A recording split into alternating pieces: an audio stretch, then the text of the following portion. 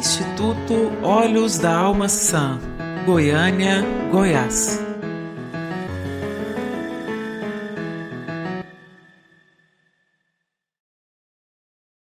Bem-vindos ao evento Sonhos e Prática Clínica da Clínica Social Jung Brasil, do Grupo Jungianos de Brasília, da Clínica Social de Brasília, da Clínica Social do Rio de Janeiro e do Instituto Olhos da Alma Sã. Então, o estudo da análise do sonho é sistematicamente desenvolvido por todas as equipes parceiras, e nesse evento trazemos um pouco das reflexões e pensamentos, a técnica da análise de sonhos como importante instrumento terapêutico. Sejam bem-vindos, né? A gente vai dar início, então, com a Juliana Corso. A Ju, carinhosamente aqui, né? Ela vai falar sobre sonhos de Akira Kurosawa, do sonho para o cinema. A Ju, ela é videomaker, diretora de cinema, roteirista e diretora de filmes. Ela dirigiu vários vídeos institucionais, curtas e clipes e um longa. Em 2006, ela foi premiada como melhor diretora pela ABD, que é a Associação Brasileira dos Documentaristas, e também pelo curta documentário Capital 21, que também dirigiu com o Alcatel Studio. Em 2008, foi premiada como melhor editora pela ABD também, pelo média documental O Pesadelo é Azul, que participou também como roteirista de câmera e edição de som.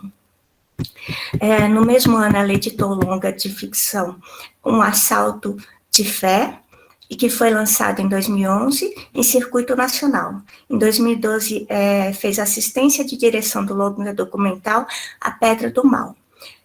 Com o curta Xaracapá, Arte do Urucum, foi convidada para participar da mostra Miércoles em Madrid, na Espanha, né? E na mostra Amazônia Film Festival, em Marseille, França. Em 2016, recebeu 7 prêmios de melhor edição de som e imagem pelos curtas do documentário A Praça Falou Mais Alto e a ficção Nódoas. Trabalhou como primeira assistente de direção da série documental Pelas Beiradas, do longa de ficção Por que Você Não Chora, da Cibele Amaral, e Astigma, de Tainá Pompeu. Assinou a fotografia do curta documentário 137, de Fábio Meira, do curta documentário A Pergunta que Mudou a História do Brasil, de Edson Luiz Almeida, e do curta de animação Retorno, da Daniela Toledo. Dirigiu o curta documentário Memórias de uma Banda Centenária, ao lado de Marcos Botelho. Em 2019, também recebeu o prêmio pelo conjunto da obra Festcine, Goiás. Tá? Então, a gente vai começar agora com a Ju. Ju, eu passo a bola para você. A voz é toda sua, seja muito bem-vinda. Olá, gente, obrigada. Ufa, né? Nossa, não precisava ter lido isso tudo, não. Só fazer vídeo make, pronto. Então, gente, obrigado pelo convite, primeiramente. E me chamaram a falar de uma coisa que eu gosto muito, que são filmes. E esse filme em particular me comoveu muito quando eu era jovem, que ele foi lançado em 90, eu devo ter assistido em 94 ou 96, por aí, não vou me lembrar quando exatamente. Mas, e eu vi que os convidados, né, são doutores junguianos, e eles sabem muito bem o que são sonhos, né? Então, eu vou mais ficar voltada. Eu quero, assistir os debates sobre os arquétipos desse filme, porque eu realmente vou falar mais da questão técnica e de como o diretor consegue conduzir algo que é abstrato em concreto, que foi o que surgiu nas ideias e ele conseguiu projetar numa tela. Bom, eu começo, então, falando de uma frase de um outro diretor, que eu não sei se vocês conhecem, que é o francês, o Jean-Jacques Jeunet, não sei se eu falei certo, mas ele é o diretor da Amélie Poulain, o Fabuloso Destino de Amélie Poulain. E ele tem uma frase muito intrigante, que é essa: eu me sinto mais como um pintor que quer mostrar o mundo à sua maneira, como nas pinturas de Tounet. Vê-se coisas de forma diferente do que a realidade. Filmar a realidade me parece tão desinteressante como tirar uma fotografia. Por isso, é melhor fazer documentários, se for o caso, como dizia Mark Caro. Então, assim, o que ele veio falar? Uma coisa que o nosso primeiro, que eu considero o primeiro diretor de ficção, que é o Georges Méliès, o francês, no início do cinema, ele montou um estúdio para representar sonhos, e o nome do estúdio era Fábrica de Sonhos. Ou seja, eles descobriram na película, na imagem, uma maneira de representar o sonho, de trazer a magia, e isso foi ampliando e trazendo outras questões. O Kurosawa, quando fez esse filme, ele já estava no fim da carreira. Ele, olha, pensa bem, Kurosawa é de 1910, do Japão. Então, assim, no auge da guerra, ele era um rapaz de 25 anos dirigindo filmes em estúdios. E ele não só dirigia, como ele era editor, ele era pintor de cenário, construtor de cenografia, ele fazia roteiros também, iluminação, ou seja, era tipo eu, né, fazer pau para toda obra. É claro que eu estou muito longe do seu Kurosawa, mas aí um dia a gente chega lá. Aí, então ele fazia toda essa parte técnica do cinema no momento caótico que nós estávamos na Segunda Guerra Mundial e no que o Japão era o inimigo, né? O Japão era aliado dos nazistas. Então ele como um artista muito sensível, e eu vou mostrar por quê, eu vou compartilhar minha tela agora. Então, eu vou te mostrar mais. Pode olhar, observar com cuidado. Vou mostrar mais uma. Isso são pinturas. Tá, depois eu falo de quem. Mas essa tá meio ruidosa porque foi o que eu consegui. Mas eu tenho melhores aqui. Essa, pessoalmente. Aqui. Essa. Então, isso são quadros, são rabiscos do Kurosawa. Ele, além de ser um diretor de cinema, ele também era um artista plástico. E antes de ele realizar um roteiro, ele já tinha as imagens na cabeça. E com esse recurso da imagem, deixa eu voltar para mim aqui. O recurso, então, ou seja, ele já tinha uma ideia em mente, ele conseguia reproduzir no papel, não só em palavras, mas como também em cores, texturas, como vocês viram, né? Até sentimentos, né? E assim, se você olha esse quadro, você fala, é de um pintor, né? Do renascentista ou do pintor da vanguardista, né? Porque ele realmente tinha uma delicadeza muito grande no que fazia. E os sonhos partiu realmente de sonhos, no que ele construiu durante a vida. Agora eu vou entrar no filme. Você pode observar quem assistiu o filme, não sei quem assistiu, mas agora eu vou colocar na tela o filme. Vocês lembram daquelas imagens que eu mostrei, né? Essa é uma, aquela que eu falei que estava meio rebuscada, que estava muito ruim a qualidade. Essa é uma delas. Essa é outra. Não sei se vocês reconheceram. Que eu mostrei. Uhum. Essa. Desculpa, eu estou passando muito rápido, mas é porque eu estou achando os pontos. Depois eu vou com cuidado. Essa é outra. Sim. E, se não me engano, essa é outra. Então você vê. Isso, o Akira, ele fez essas imagens de sonhos que ele foi anotando, coisas que vocês gostam de psicólogos falar, anota, que é importante. E aí ele anotou seus sonhos.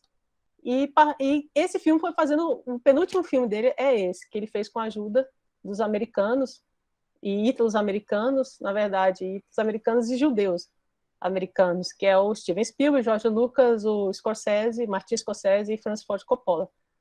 Porque para representar o sonho na tela, você precisa de tecnologia, não adianta.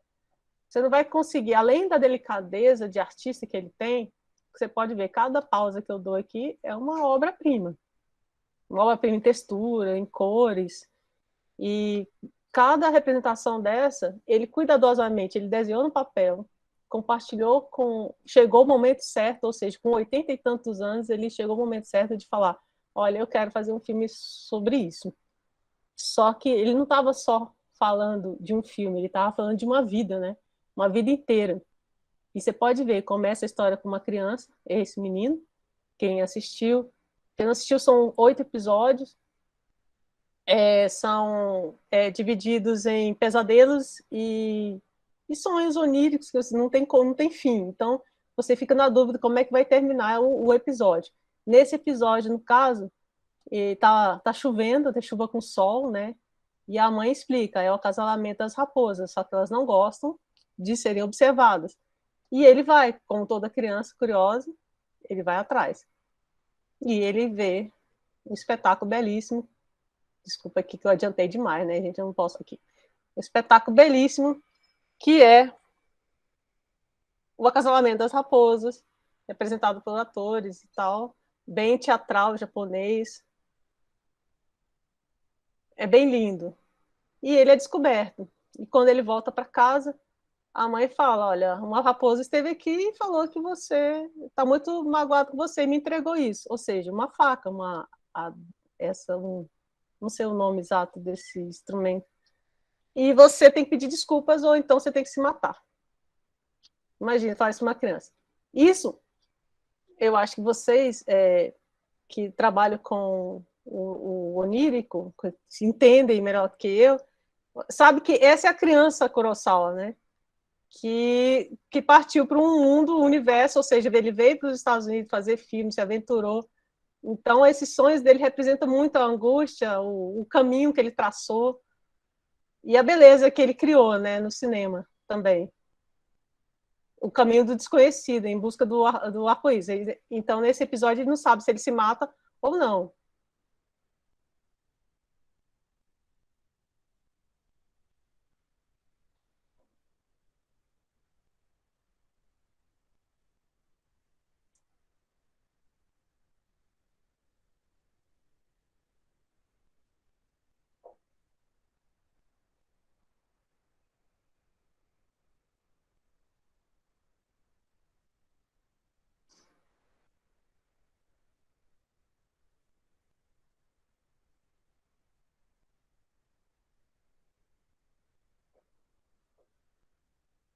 É isso. Então, acabou aí, ou seja, eu comecei, quando eu reassisti agora, mais adulto, né, mais madura, eu percebi que existe uma coisa em comum entre esses sonhos dele.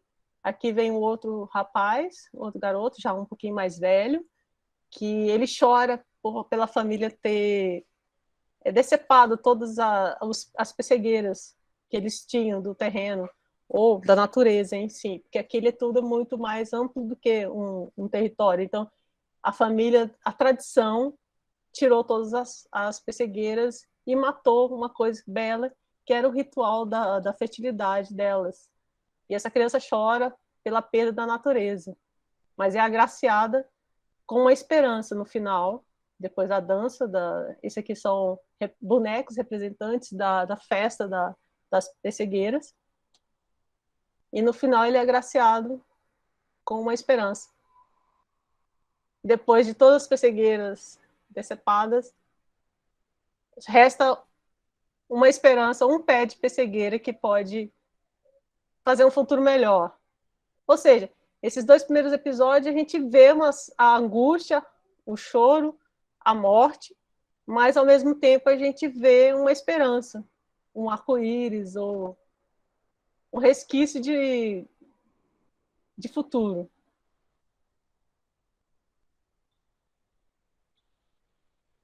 E é sempre com muito cuidado, com muita textura, uma paleta de cores maravilhosa.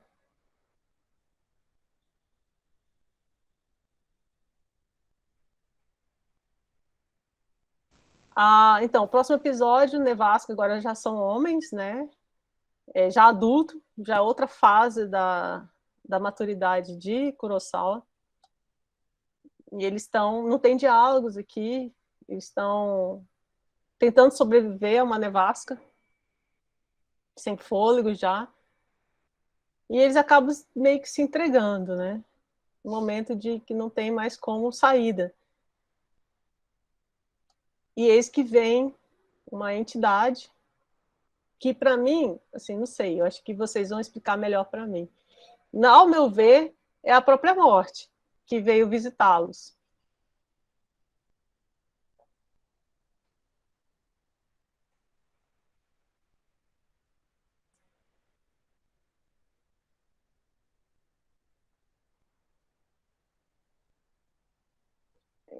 Então você vê que aquela fase do florido, do colorido, acabou.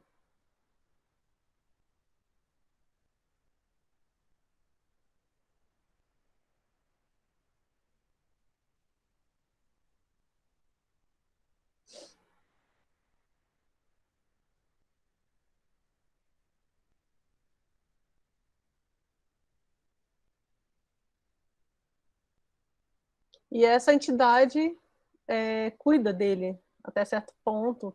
Eu acho que para trazer uma certa tranquilidade na morte.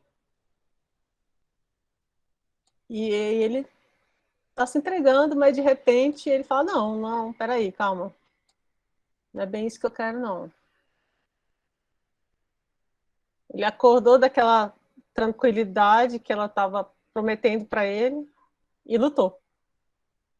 Vou continuar.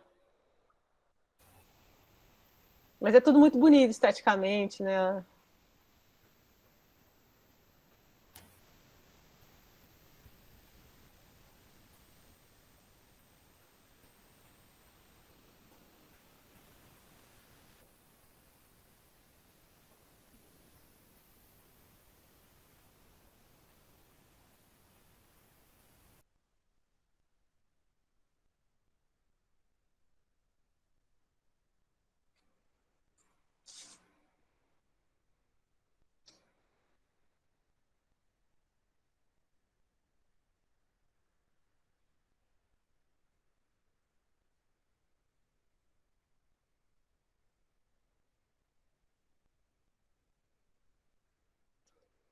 E aí ele retoma, acorda seus companheiros e segue o seu destino até chegar ao acampamento. E aí por isso que eu acho que foi uma vitória, porque termina com uma música de, mas como todo sonho, você vai partir da interpretação própria, né? Que você tem dentro de si, né? Deixa muito em aberto. O próximo episódio também, você pode ver que tem um ciclo de morte aí. Todos os episódios abordam a morte. Seja uma criança que está encarando o desconhecido, seja uma criança que viu a morte e busca uma esperança, seja o adulto que quer se entregar, mas por um motivo ou outro ele vai continuar a sua luta. E esse episódio, para mim, que é um dos mais assim tenebrosos, né, por causa do sentimento que esse comandante, né, o comandante de uma tropa que morreu, toda a tropa foi morta na guerra, e esse comandante carrega essa tropa nas costas dele, ou seja, todo essas vidas ficaram em suas mãos e na sua culpa, né? Na verdade, o sentimento de culpa mesmo. Vou adiantar um pouco. Mas, assim, tem uma coisa interessante que eu acho que vocês podem me ajudar aí, que é a visita desse cão e essa travessia do túnel. Né? Para mim é muito o mito grego do Cébero, do inferno, da passagem, né, pelo mundo dos mortos.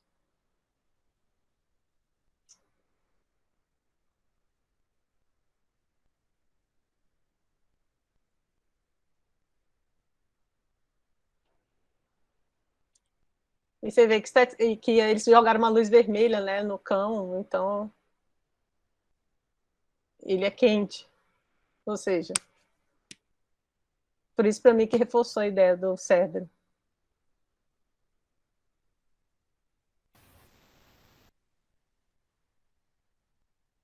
E ele segue, né? Ele entra no túnel, entra no escuro e atravessa. Do outro lado, ele já recebe a visita dos outros dos soldados que faleceram na guerra.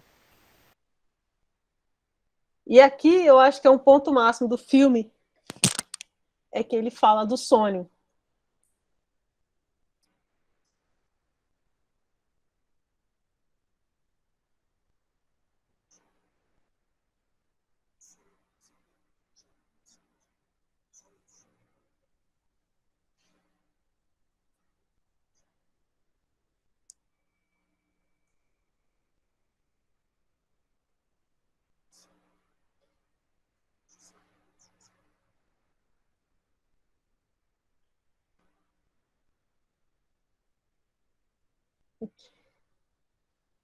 Isso para mim, tipo, o sonho foi tão forte que parecia realidade.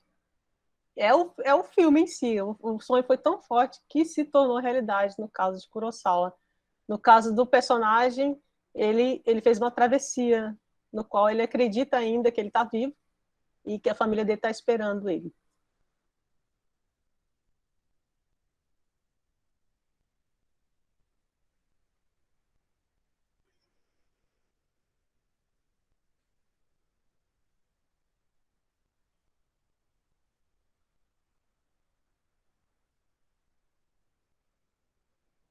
Outra coisa interessante também da direção de arte é que o comandante que está vivo, ele está sob a luz vermelha isso é uma delicadeza, né? Então, um trabalho pensado, né?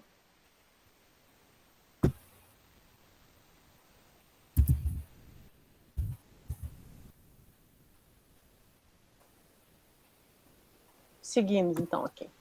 Aí ele vai receber toda a visita do pelotão e esse pelotão escuta o discurso de culpa dele, né?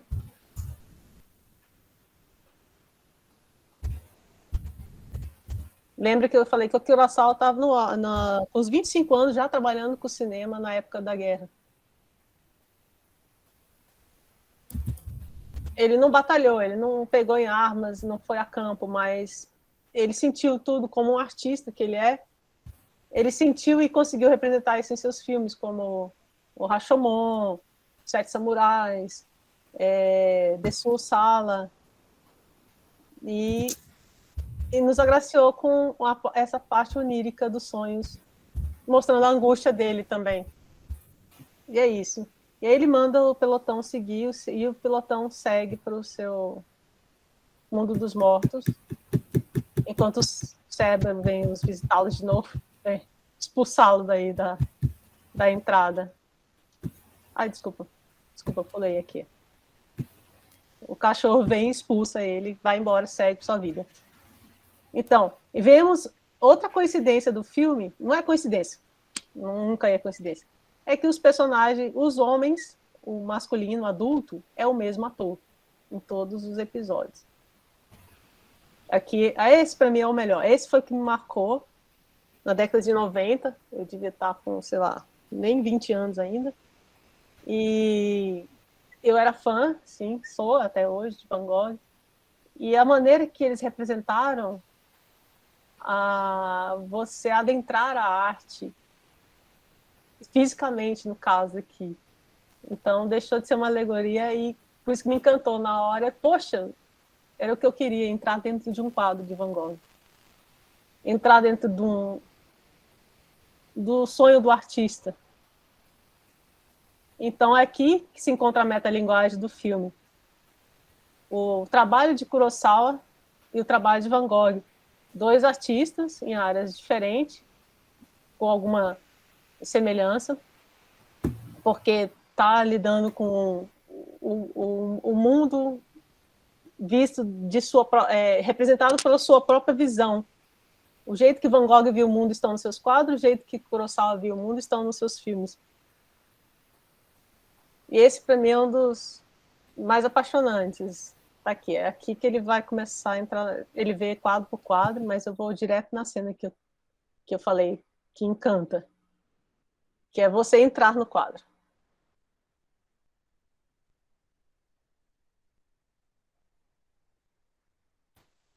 Ju, temos mais 5 minutos, tá bom? Tá. Uhum. Então, é isso aí, eu acho que já tô pulando já. Então, partimos da estética, você vê todo o quadro, todo o cenário trabalhado, não ofende Van Gogh em nenhum momento. Enfim, esse é o trabalho do artista. Ele tem um bom diálogo com o Van Gogh, no qual o Van Gogh explica que a arte está no que você absorve e vê e trabalha igual uma locomotiva para representá-la, né? Porque ela sempre mudança, sempre mutação, e o papel do artista é esse, sempre está captando a beleza mesmo em momentos de angústia. Ok, vou pular. Então, os pesadelos, né? Não, isso aqui ainda estou no Van Gogh. Ele entra no quadro mesmo, ele passeia por dentro dos quadros. É muito linda essa cena. Quem tiver tempo, assista esse filme que vale a pena. Então, assim, como eu falei que é uma trajetória de Kurosawa, ele vai passar tanto pela infância, quanto pela fase adulta, e quanto as fases angústias, né? Ele tem pesadelos horríveis, como esse do... Não é um vulcão que explodiu, são 7 usinas nucleares que explodem no Japão e dão a ideia de que é o vulcão, mas não foi coisa da natureza, foi coisa do homem. E o próximo episódio, que é um diálogo com um diabo não, um demônio, são vários demônios aqui, ele encontra com seu próprio demônio que o persegue depois no final do episódio, que também todos nós passamos por esse encontro com o lado negro, ou até mesmo com o seu lado instintivo e o medo, né? E o último, que é o mais lindo, que fecha, né, o filme, que é a Aldeia dos Moinhos d'Água, em que eles celebram a morte. É bem interessante que eles estão aqui celebrando um funeral de uma senhora de 99 anos que faleceu, e esse senhor explica sobre a simplicidade da vida, que o quanto que a gente precisa de pouco para ser feliz. No caso, ele fala que não precisa de energia elétrica, não precisa de carros, não precisa de nada. A vida é simples e a satisfação está em viver e ter o seu papel no mundo. No caso, essa senhora que eles celebram, que é uma festa bem alegre, é você ter feito algo pelos outros e ter feito seu papel na Terra, né? Então, a morte aqui está sendo celebrada com felicidade. Por isso que eu digo que isso é a representação do próprio diretor Kurosawa, o próprio homem Kurosawa, Akira Kurosawa, porque ele já estava perto de morrer. Logo depois ele faleceu depois desse filme, 8 anos depois de uma queda, e ele foi ficando fraco e não conseguia mais dirigir. E ele deixou o legado dele. Deixa eu voltar para mim aqui. Então, para encerrar, esse é o legado de Kurosawa, e assim, nós seres vivos que estamos aqui, ainda temos olhos para ver, a gente é agraciado por essa bela obra. É isso. E depois vocês me ajudam a entender os arquétipos, tá? Dos sonhos dele. Ju, muito obrigado. Nossa, que lindo. Maravilhoso, adorei. Kellen é uma queridíssima também, é psicóloga clínica com formação em saúde mental, psicologia junguiana, psicossomática, mitologia, psicodinâmica, psicopatologia, psicologia clínica. É fantástica. A voz é sua, fique à vontade. Pessoal, boa noite, né? A Daniela já me apresentou, então eu sou a Kellen, né? E no momento eu estou atendendo só online, não estou dentro do Instituto, mas estou dentro do Instituto de coração e faço parte dessa família linda aí, que me acolheu, que me ensinou muita coisa. Eu vendo a Juliana falar, e ela vai me ajudar muito, Juliana, porque eu trouxe um diretor de cinema. E esse diretor de cinema, eu encontrei com ele através de um professor que eu estou fazendo mestrado em cultura. Eu encontrei com ele, e a hora que ele começou a falar, eu falei, cara, esse cara está falando do Jung o tempo todo, né? E aí eu achei interessante trazer não só para gente que faz psicologia, que está em atendimento, mas para um universo maior, né? Do pessoal das mídias, né? Os historiadores, que o Jung ele dá invasão, né? Ele invade em várias áreas, né? E eu achei muito interessante, né? Como que esse diretor, né? Esse roteirista, esse poeta, ele conseguiu assimilar toda a teoria junguiana e fez vários trabalhos, tá? Deixa eu compartilhar minha tela. E a Juliana vai me ajudar, Juliana, porque eu olho para ele como a pessoa que trouxe o Jung de uma outra forma, né? Uhum. Não como um cara do cinema, né? Então, eu começo com uma frase do Jung, né?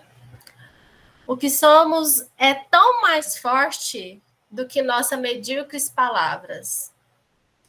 Se quiserem de fato saber algo de mim, tem que assistir aos meus filmes, pois eles saíram do mais fundo de mim e neles eu me exponho por completo, inclusive para mim mesmo. Meus filmes me inspiraram de novo para outros filmes, me dão ideias que eu não sabia que tinha. O que nasce de minha fantasia é a verdade sobre o meu eu interior. Talvez isso seja, de fato, minha espécie de psicanálise.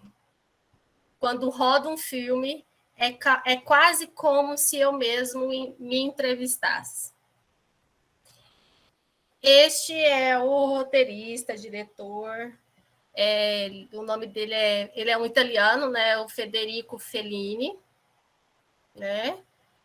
E ele é um artista dos anos de 1950, 1960. Ele foi diretor, roteirista de cinema italiano. Ele é muito conhecido pelo estilo distinto de mistura, que mistura fantasia e imagens, né? Tanto barrocas quanto terridez. E ele é reconhecido como um dos maiores e mais influentes cineastas de todos os tempos.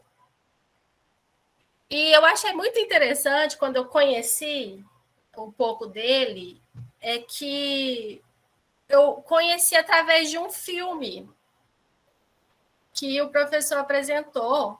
E a hora que eu vi esse filme, eu falei, nossa, tá igualzinho os sonhos, os pesadelos que chegam no consultório. E aí, a hora que eu passar o filme, eu quero que vocês tragam essa imagem de quando um paciente chega com um sonho, né? Ele retrata um sonho, um pesadelo, e que está tudo desconectado, né? Na nossa cabeça, né? Porque para o sonho tá tudo certo. Before Christ,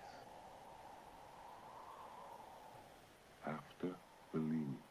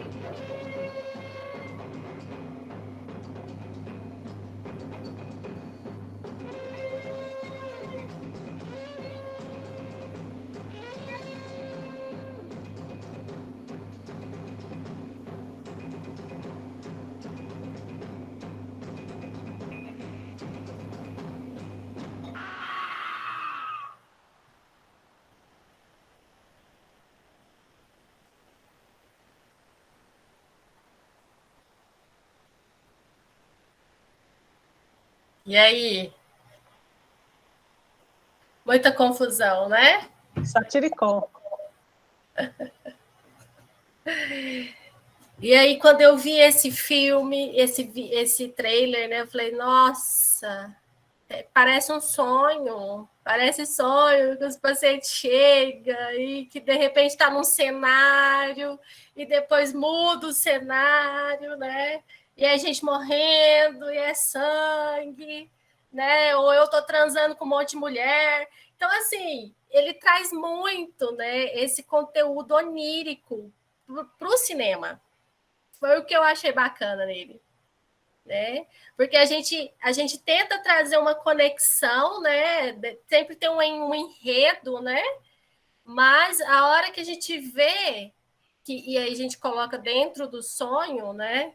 A gente vê que tem essas conexões do inconsciente, mas que para nós aqui tá tudo desconectado, né? E aí eu descobri depois que ele era um leitor de Jung, né? E fez análise com um psicanalista junguiano.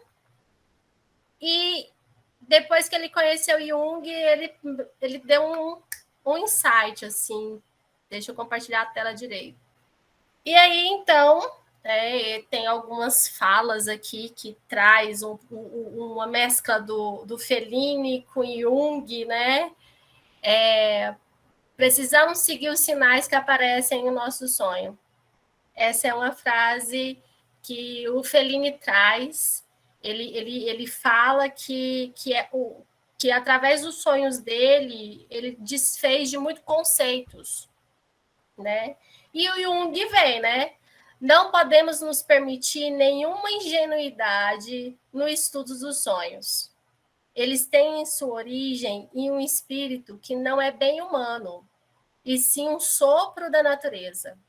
O espírito de uma deusa bela e generosa, mas também cruel. Se quisermos caracterizar esse espírito, vamos nos aproximar bem melhor dele na esfera das mitologias antigas, nas fábulas primitivas das florestas, do que da consciência do homem moderno. Não estou querendo negar as grandes conquistas que nos trouxe a evolução da sociedade civilizada, mas tais conquistas realizaram-se a custas de enormes perdas, cuja extensão mal começaremos a avaliar. É um detalhe também que o Fellini ele quebrou, né? Ele trouxe uma nova visão para o cinema, né? Inserindo essas fábulas, esse cenário, né? Que traz um pouco do conceito mais onírico, né? Então ele quebrou, né? Como eu não sou da área da cinema, então tem aqueles ciclos igual da arte, né, Juliana? Que a arte contemporânea, renascente, iluminista, né? Então, assim, o que eu percebi é que ele trouxe um novo fazer cinema, né? Aí ele fala, tudo que li em Jung poderia empregar em mim. Por fim, consegui livrar-me dos sentimentos de inferioridade e de culpa que trazia comigo desde a infância. Então, ele começou a ler Jung e começou a internalizar isso para ele. Então, ele começou a ter um fascínio nas explicações do Jung sobre a importância dos sonhos. Teve um encontro intelectual, né, que foi crucial para que ele desse o próximo passo na carreira dele. E durante um período, ele tendo sonhos, acordando muito de madrugada, tendo insônias, e com um incômodo, uma angústia, né? Ele foi à busca, né, dessa intuição, porque ele sentia que algo tinha que ser mudado e ia mudar, né? Aí ele fala, foi como se Jung tivesse escrito seus livros para mim. Eu achava um irmão mais velho. E aqui é o Fellini dormindo no setting, né? E ele traz essa frase de que desde pequeno eu tenho duas vidas. Uma com os olhos abertos e a outra com os olhos fechados. Então eu vivo aqui no mundo real e lá com o meu inconsciente. Né? E aí o psicanalista dele, o Ernst, um nome mais difícil de falar, aconselhou a ele, porque ele trouxe para análise que ele conhecia o Jung, que ele estava interessado nos livros do Jung, e ele trazia os sonhos dele para análise, e o Ernst aconselhou ele a anotar os sonhos dele, a desenhar os sonhos dele. Como ele era um artista, ele começou a desenhar os sonhos. Então, ele na verdade, ele fez praticamente 2 livros, chamado Livro dos Sonhos. E aí, ele dedicava esse momento, ele falava que eram os trabalhos noturnos dele, porque o sonho, ele direcionava também para o cinema.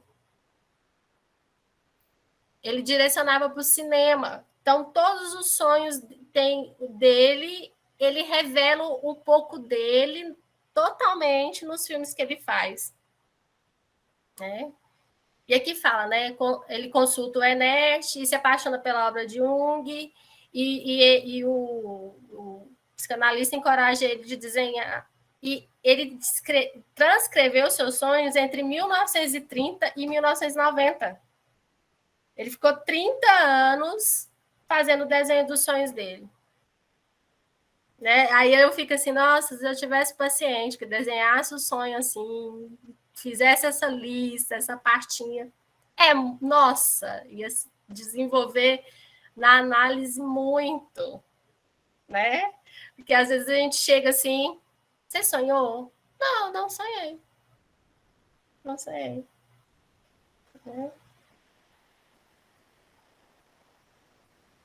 E aí aqui tem algumas imagens do sonho que ele traz, o conteúdo onírico dele, né? E vocês podem observar que tem anotações nos sonhos, né? Então tem um avião aqui completamente diferente, com a roda gigante, né? Aqui são as pessoas armadas no meio do fogo, 2 pessoas aqui dentro de uma casa. E esse lugar aqui, né? Essa forma de olhar. Então, ele traz muito o conteúdo onírico dele para ajudar durante o processo dele. E uma característica dele é que ele traz muita mulher, né? E também as fases dele de cineasta, os conflitos dele na época dessa intuição de que tinha que mudar algo, ele estava sendo pressionado, né?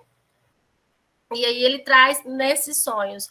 Mas porque eu não coloquei todos os desenhos, mas são bastante desenhos com mulheres. Tá? E as mulheres nesse conceito, assim, são mulheres bem, né, bem fartas, né? Como se fosse realmente a Mãe Terra aqui. E ele coloca, o que eu admiro muito em Jung é o fato de ter sabido encontrar um ponto de encontro entre ciência e magia, racionalidade e fantasia, de permitir que atravessemos a vida nos abandonando à sedução do mistério, com o conforto de saber que ele é assimilável pela razão. E aí o Jung vem, né? Dessa maneira, o trabalho do poeta vem de encontro à necessidade espiritual da sociedade em que ele vive. Né? Quantos de nós, quando vai assistir algum filme, né, a gente se projeta, a gente vê, né, traz aí os filmes, ele traz essa força arquetípica, né, que que aciona, né, a gente, né, todo esse conteúdo, toda essa da coletividade, do inconsciente coletivo, né? Kelly, em 5 minutos, tá? Tá bom, tá acabando. E por essa razão, seu trabalho significa mais para ele de que seu destino pessoal. Esteja ele consciente disso ou não. Sendo o instrumento de seu trabalho, ele é subordinado a ele e nós não podemos esperar que explique o trabalho para nós. Então, ele traz essa dimensão de que as pessoas, os filósofos, os poetas, né, os cineastas, né, eles têm essa dimensão do encontro com o inconsciente, né, e eles deixam fluir essa parte do inconsciente coletivo. E esse foi o filme que lançou, né, que deu uma virada na vida do Fellini, que é um filme que retrata sobre a vida dele, né, que tem muito assim, ele traz um contexto de paparazzi, de mulheres, e aí ele quer também encontrar a alma dele, aonde que está a alma dele, né, e ele vai, e ele traz toda a história dessa luta do dia a dia nosso, né, do homem moderno que liga o automático, que vai vivendo aí, né, acorda cedo, faz um monte de coisa, dorme, acorda cedo, num reloginho, e que some, desconecta da alma. Então, ele traz nesse filme essa busca da alma do homem moderno, né? Aí ele fala, quando roda um filme, me esforço para entrar nele como em um sonho, mesmo quando eu próprio dou forma ao sonho. E aí eu vou passar rapidinho.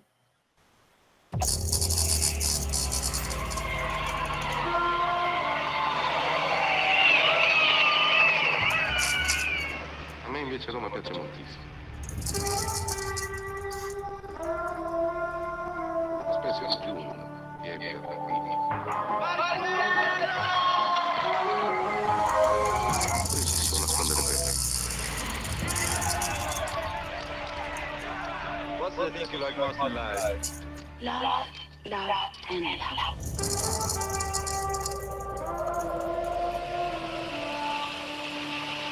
Listen. Sì. Hai mai sentito così? È meglio la vita più miserabile, un'esistenza protetta da una società organizzata in cui tutto sia previsto, tutto perfetto.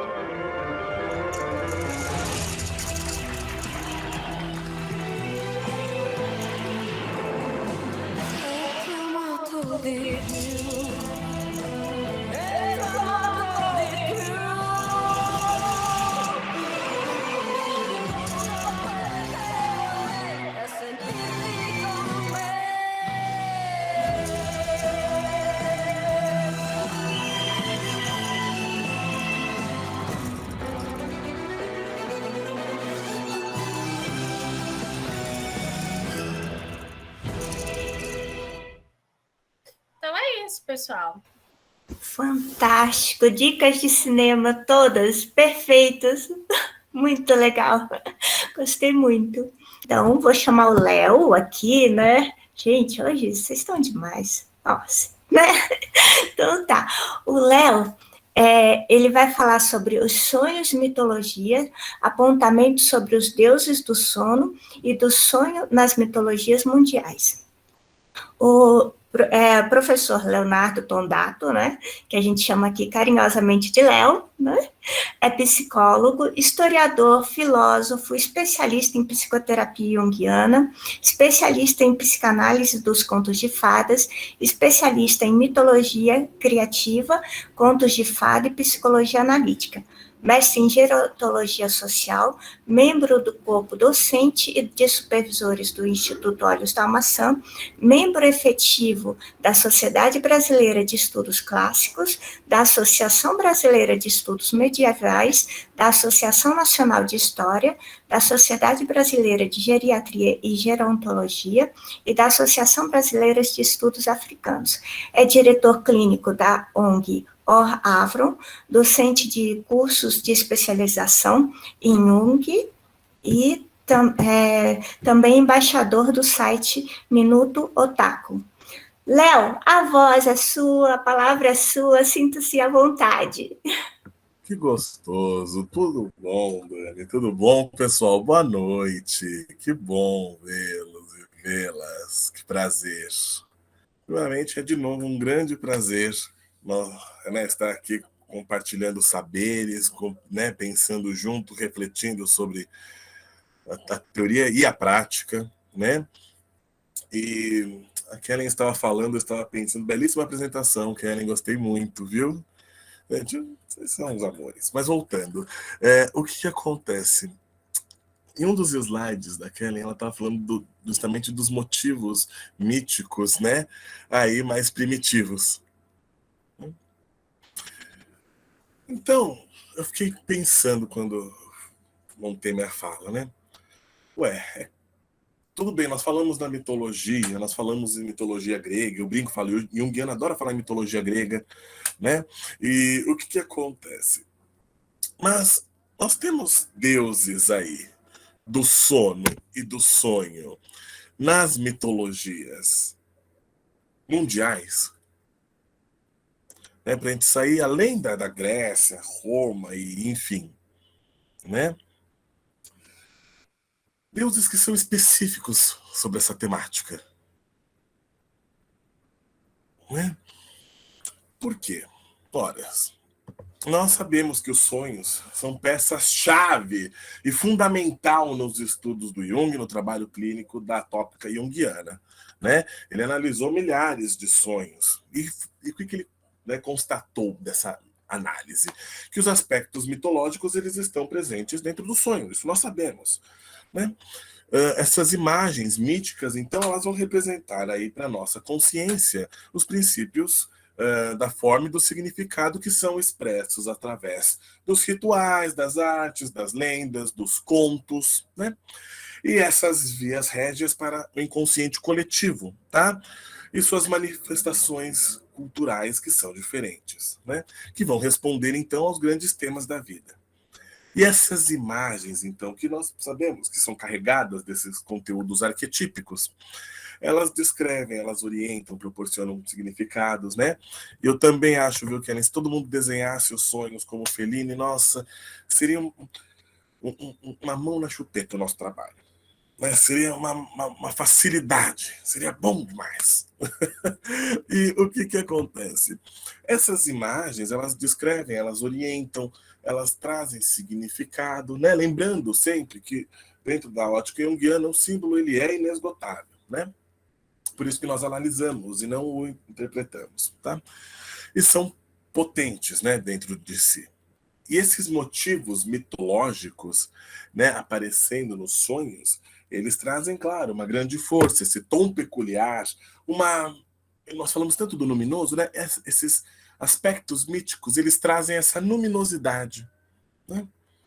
São imagens de padrões fundamentais aí, básicos a toda a totalidade humana, né? Então, cada mitologia vai mostrar a forma como cada civilização pensa a respeito. Pensando até num viés antropológico, se um povo produz mitologia, ele deixa de ser povo e torna-se civilização. Né? E nós vamos também pensar as origens, né, dessa civilização e como eles imaginavam essa estrutura fundamental da existência dele, né, enquanto povo. Então, e essas alegorias míticas? O que elas nos falam sobre, vamos falar assim, uma metalinguagem do sonho, dos sonhos? Então nós temos esses deuses, nós temos histórias mitológicas nas quais os sonhos né, e os sonos aparecem como deuses e como imagens também arquetípicas. Então eu convido vocês a entrar, vamos começar pela mitologia grega. Na mitologia grega nós temos o deus Hipnos, que é justamente o responsável pelo deus, né, como deus do sono, né? E ele é personificado como deus do sono, deus da sonolência, né, mas não no cansaço relativo à fadiga, né? Então o Hipnos, ele é considerado um daemon grego. E o que é daemon grego? São deuses que interferem diretamente nos espíritos dos mortais, né? E ele tinha vários filhos, né? E ele era irmão gêmeo de um deus chamado Thanatos, que é o deus da morte. Então nós não falamos, né? Os antigos até falavam, a morte é o sono eterno, justamente por essa referência de Hipnos e Thanatos. São os irmãos do sono e da morte da mitologia grega. E eles residiam dentro do domínio de Hades, né? O deus do mundo avernal. Tá? Então ele teve vários filhos, né? Que nós vamos ver melhor. Tá? E ele era visto como uma divindade que usava peças nos tons dourados, enquanto seu irmão trajava peças no tom prateado, né? E tratado algumas vezes como um rapaz alado, tá?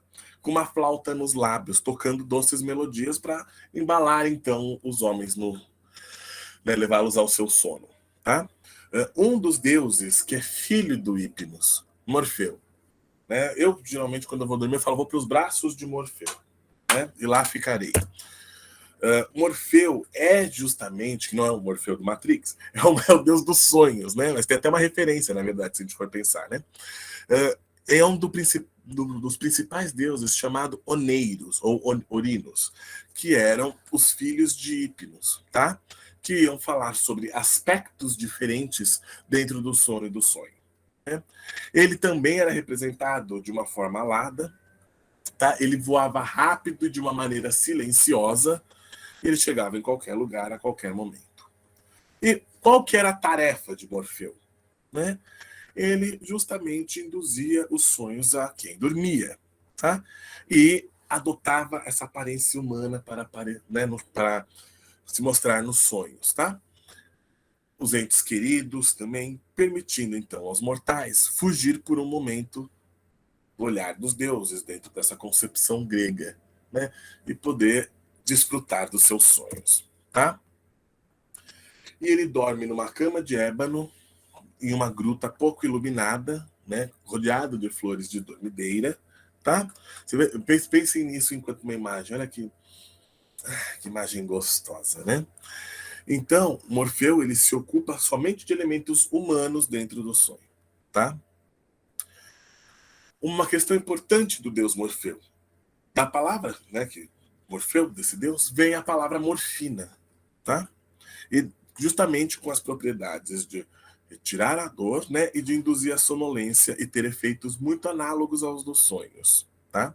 Então toda noite, meus amores, nós caímos nos braços de Morfeu, que vem nos abraçar e nos fazer sonhar, tá?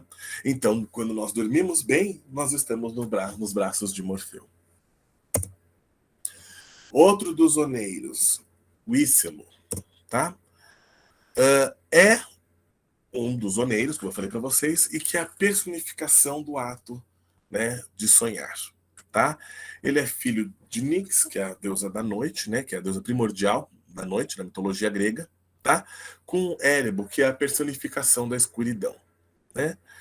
E ele aparece, então, quando o Morfeu aparece em formas humanas, o Ícelos aparece em forma de animais, tá? Alterando essa forma para interagir com os mortais nesse mundo.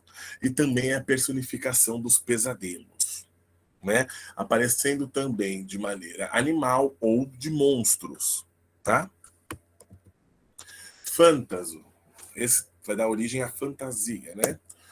Fantas, ou então Fântasos, é o deus da fantasia. Então, nós podemos pensar que todo esse conteúdo, né, que a Karen estava nos falando, essa fantasia que há no sonho, que possui uma própria lógica, é obra do Fântaso, tá? Alguns os consideram como irmão, outros como filho de Hipnos, né? E então eles auxiliam aí os mortais a sonharem, tá? Os sonhos dentro da mitologia grega possuem um papel importantíssimo, né? Falava-se, então, do mundo etéreo e do terreno. Nós podemos pensar de maneira simbólica entre o mundo inconsciente e o mundo da consciência, né? Através do qual os deuses vão passar mensagens aos mortais. Os sonhos são, né, essas mensagens, esses recadinhos do inconsciente, né? Então são vários mitos em que esse aspecto da vida grega ela surge para nós, tá?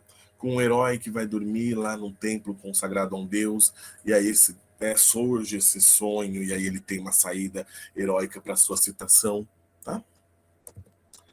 Mitologia romana. Nós temos o Sonos, que é o equivalente romano do Hipnos grego. Mitologia japonesa. Agora vamos achar um pouquinho diferente, pessoal. Nós temos o Baku. Baku são seres sobrenaturais, não fazem parte alguns falam que fazem parte dos yokais, né, que são os, entre aspas, demônios da mitologia japonesa. Outros falam que não, né? Mas é uma criatura mitológica que vão prevenir ou então devorar os sonhos e os pesadelos e a má sorte, tá? Então é considerado quando nas tradições japonesas se fala, vou dar o meu mau sonho, né? Vou dar o sonho para um bom Baku comê-lo, né? E aí poder me livrar dos maus sonhos, né? Considerados aí mau agouro, e poder ter bons sonhos, né? Voltar lá para os bracinhos quentinhos de Morfeu, tá? Então, acredita-se que o Baku faz uma alquimia com o sonho. Olha que interessante. Ele devora esse sonho horrível, transmutando-o, então, em boa sorte, né? Em boa aventurança, tá? A origem do Baku vem ali da China, né? Olha só que bonitinho que ele é. Ele é semelhante a um bode com 9 caudas, 4 orelhas e olhos em suas costas. Uma gracinha, né, gente? E foi levado para o Japão por volta do século XIV, tá? E aí a descrição sobre o Baku foi mudando, né? Agora ele é descrito como uma criatura com o tronco e as presas de um elefante, olhos de rinoceronte, cauda de uma vaca e as patas de um tigre, tá? Então, o que eu falei aqui no final, eu dou o meu sonho para o bom Baku comer, né? Então, para realizar justamente essa transmutação do sonho, né? Outra figura dentro da mitologia japonesa é o Nui, que é uma quimera, né? Que é um prenúncio de doença e de má sorte, tá? Então, ele tem as patas de um tigre, o rosto de um macaco, né? Esse corpo também de um tigre, enfim, tá? E a cauda dele é uma longa serpente venenosa, ou suas caudas, também é possível ele ter mais de uma cauda, tá? São criaturas antigas, né, que aparecem aí. Para nós, aparece na história que o Nui tomou uma forma de nuvem negra e visitou o imperador. Tá? E o imperador ficou doente, né, rodeado ali por pesadelos, né, cada vez que ele fechava os olhos. E até que um samurai disparou uma flecha para a nuvem negra e matou a nuvem, né? Então, há um monte, né, na costa do mar do Japão, que se fala que é o túmulo do Nui a partir dessa história, tá? Então não é uma companhia muito das agradáveis, né? Em mitologia germânica, tá? Nós temos Mara, que é um espírito. Então a gente vai percebendo as diferentes concepções míticas, ou seja, as diferentes formas como o homem se relacionava com esse mundo onírico e com os personagens que nele habitavam. Tá? Então, Mara nós temos como um espírito maligno que se senta no seu peito enquanto você dorme, né? Comprimindo a sua fonte de ar e transformando seus sonhos em pesadelos. Eu lembro muito dessa descrição da Mara como a paralisia, a própria paralisia do sono também, né? E ela aparece nas lendas germânicas, né? Às vezes com alguma variação de nome, tá? E aí essa figura, né, vai dar origem à palavra em inglês, né, que é marriage, né, que é a origem então da palavra pesadelo, tá? E aí eles acreditam que a Mara toma né, aqui para o português, né? Então, a forma de uma mulher bonita à noite que visita os homens para torturá-los, né, e sugar a sua força de vida ao longo das décadas, né? Uma mitologia pouco falada, gente, mitologia dos povos aborígenes da Austrália, tá? Eles tinham um templo, né, e o templo do sonho, tá? Toda essa mitologia dos aborígenes australianos, ela vai girar em torno desse templo do sonho, que é uma historinha que eu vou contar para vocês. Então, a Terra era, no início, plana e escura. E não existia aí, então, e nós podemos pensar nesse lugar, né, como a Von Franz nos fala nos mitos de criação, esse lugar escuro, né, como um inconsciente, um inconsciente pleno de possibilidades, não como apenas uma massa ali, mas pleno de suas possibilidades. Então, no início, a Terra era plana e escura, não havia vida, não havia morte, sol, lua ou então estrelas. Todos dormiam embaixo da Terra, tá? Junto aos ancestrais eternos. Um dia, o sol se levantou e todos os outros acordaram de sua eternidade para viajar por todo o território, fazendo rios e planícies, andando como homens, animais, plantas ou seres híbridos, espalhando o Guruwari, que é a semente da vida. 2 deles, os Ugambikulas, né, que haviam se criado a partir do nada, começaram a enxergar pessoas parcialmente criadas pelos ancestrais, que jaziam disformes, inacabadas, semi-transformadas, híbridas de animais ou plantas. Então, com suas facas de pedra, a dupla começou a esculpir cabeça, corpo e membros, terminando a obra.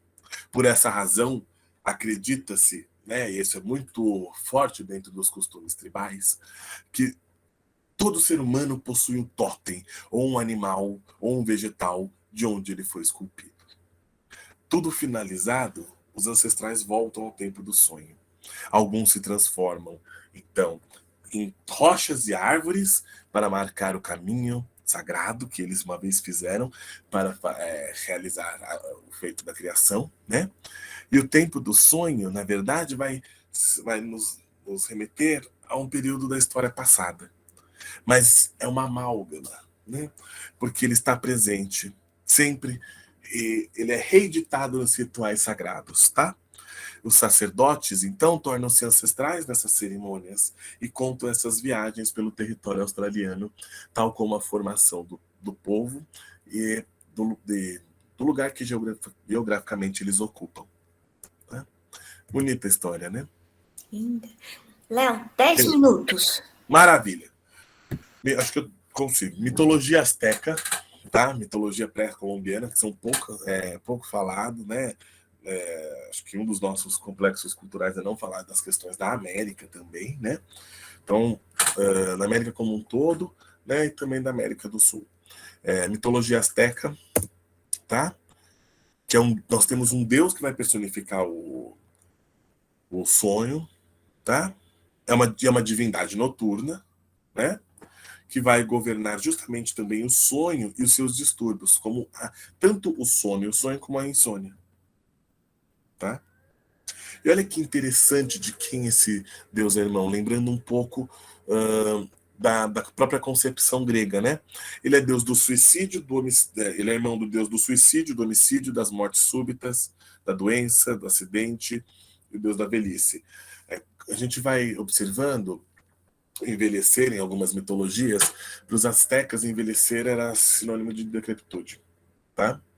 Isso vai se alternando ao longo da história e ao longo dos povos, né?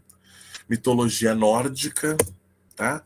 Nós temos o Sandman, né? Que é um conto de fadas, né? Baseado em um conto popular que conta uma história, então, de uma criatura, o Sandman, que vai levar as crianças para dormir. Dependendo do quão boas ou ruins elas são, ele mostra-lhe vários sonhos. E como ele mostra esses sonhos para as crianças? Né, nós vamos ver agora.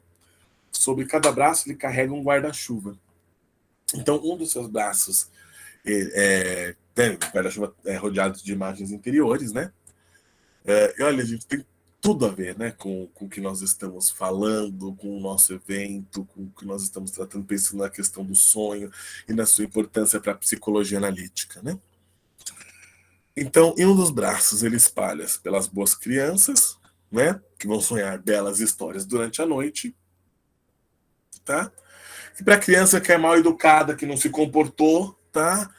Né, que fez birra no shopping, que ficou gritando, elas vão dormir pesadamente, não vai ter sonho nenhum, não vai ter sonho hoje, tá?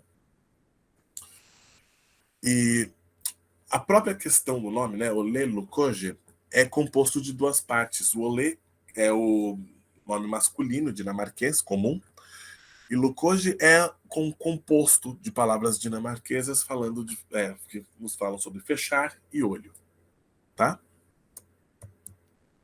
Nós temos os brownies, né? Há uma lenda, então, de uns homenzinhos minúsculos, né, que entram na sua casa à noite e fazem tarefas para você enquanto você dorme. Se algum aparecer, vocês me contem, porque eu preciso de algum na minha casa, tá, gente? Eles são semelhantes às placas, né, que viviam em terras agrícolas, né? E conforme essas figuras elas estão apaziguadas, elas auxiliam ali o senhor da fazenda, né?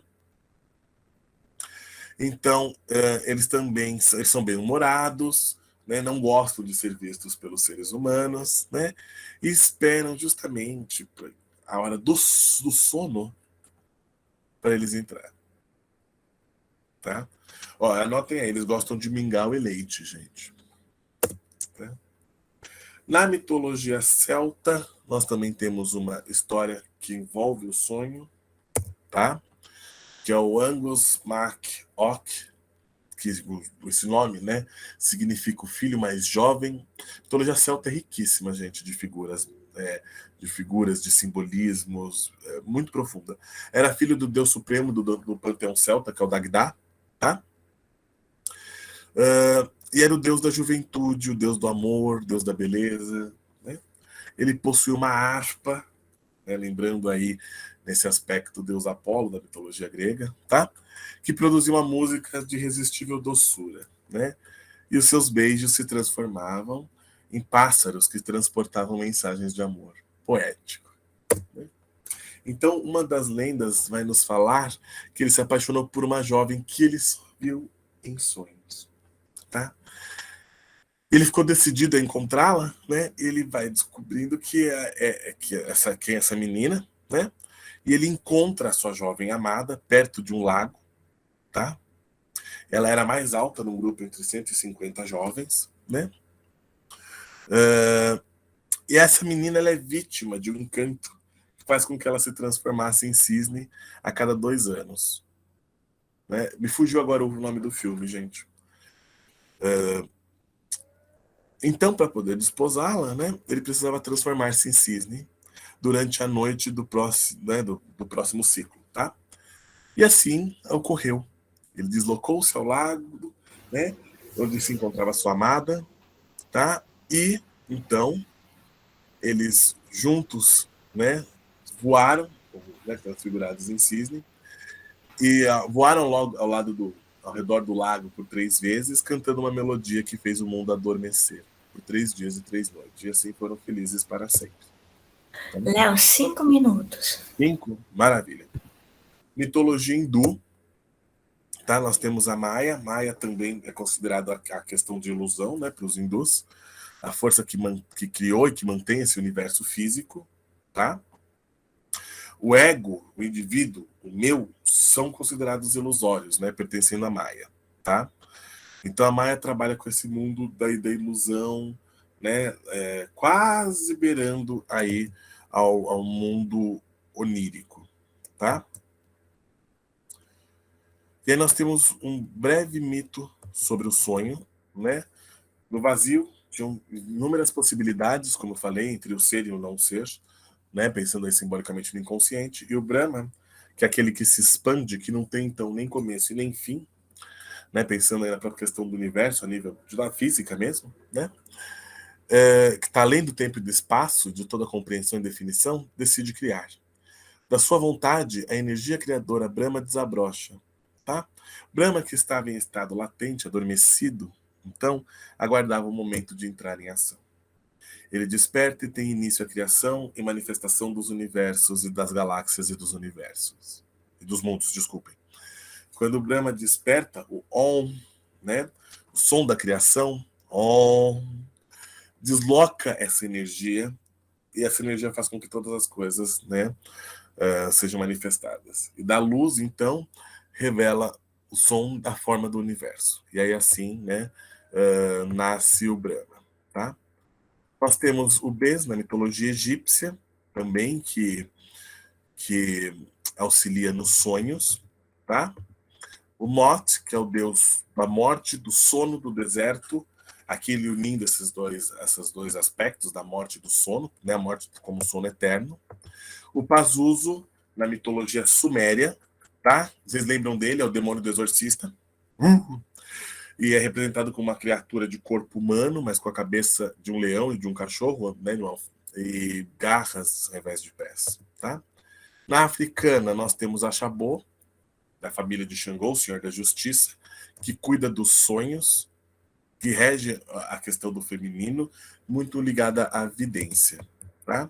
Mitologia inuit, que é esquimó, nós temos a história de um menino que livra a sua tribo através do sonho. O sonho, então, mostra para ele um caminho. Tá? Então, pessoal, de uma forma resumida, uma pequena passagem pelos deuses do sono e do sonho, né? Para a gente conhecer um pouco mais, né? Desse mundo através dos mitos e da mitologia mundial. Obrigado. E aí, eu vou aproveitar agora e vou chamar a professora Ivana Lúcia Heidelberg Guimarães Vieira. Não é se eu falei o nome errado, sobrenome errado, depois você me corrige, Ivana, por favor, tá? A professora Ivana, ela é mestre em Psicologia Analítica pela Universidade Federal do Paraná, graduada em Psicologia, terapeuta artística, antropofosófica, docente da Universidade Tuiuti, no Paraná, na disciplina de Psicologia Analítica e Psicóloga Clínica. Então, Ivana, seja muito bem-vinda. Eu passo agora a palavra para você. Boa noite a todos, né? Eu quero primeiramente agradecer, né, ao Instituto pelo convite de participar dessa jornada, né? De sonhar um pouco junto com todos aqui, né? E eu vou trazer um pouquinho, né? Porque, como o Leonardo falou, né? É quase uma pincelada só, né? Porque esse universo onírico, ele é muito extenso, e a psicologia analítica nem se fala, né? Então, quando eu fui preparar a fala, eu fiquei pensando assim, como trazer, né, algo através da expressão criativa, né? Então, eu escolhi começar, ao invés de começar pela fala através da psicologia analítica, eu escolhi começar através da pintura. É um artista que talvez poucos aqui, eu não sei se algumas pessoas conhecem ou não, né? Mas ele representou muito, ou digamos assim, pintou muito os sonhos. Né? Então eu resolvi começar um pouquinho falando sobre uma breve apresentação desse pintor, e aí eu vou compartilhar algumas obras de arte dele, para vocês contemplarem, né? Uma imagem deve ser contemplada, né? O que significa contemplar? Significa estar junto, né? Significa participar, e não interpretar. Então, todo trabalho criativo é importante nesse sentido, né? Nós não estamos aqui para julgar se é feio, bonito, certo, errado. mas a gente está aqui para contemplar. E através da contemplação a gente pode entrar nesse universo do inconsciente, que é o mundo das fantasias, né? Das alucinações, das visões, de tudo aquilo que está ali guardado, mas está ali também como um tesouro, né? Para ser revelado. Então, eu vou falar, o nome do pintor é Odilon Redon. Começo com uma frase dele. Se a arte do artista é a canção da vida, uma melodia grave ou triste devo ter soado a nota da alegria em cores. Né? Odilon Redon. O nome dele, Bertrand Jean Redon, conhecido como Odilon Redon.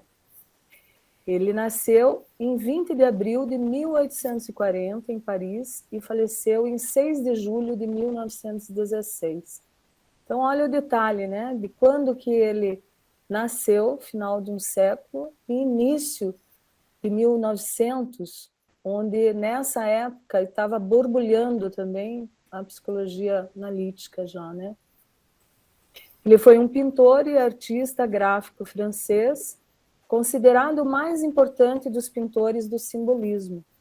Olha que interessante, né? Esse movimento de arte que era o simbolismo. Por ser o único que soube criar uma linguagem plástica particular e original. O que é uma linguagem plástica, né? É uma linguagem expressa através de uma harmonia, né? A plasticidade vem a ser eu trazer essa harmonia, né? Ele foi um artista secreto, um pintor de mistérios e revolucionário para sua época.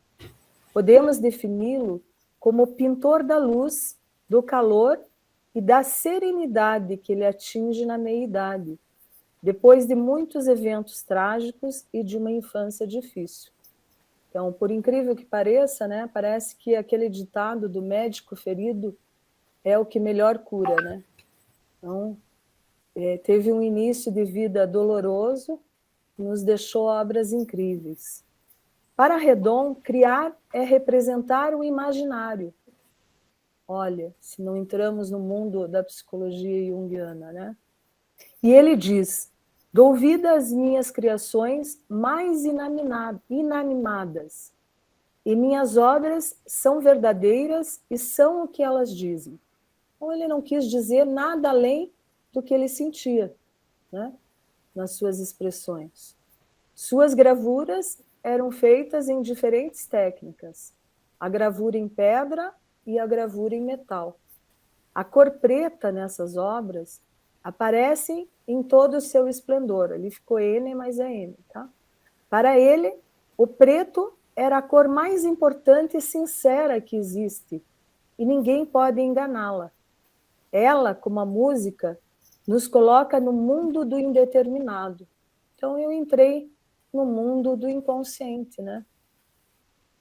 Odilon Redon sempre insistiu que não apenas sua obra, mas a arte em geral, deveria inspirar. O que é inspiração? Senão trazer o primeiro movimento da nossa vida, né? Inspirar o ar, né?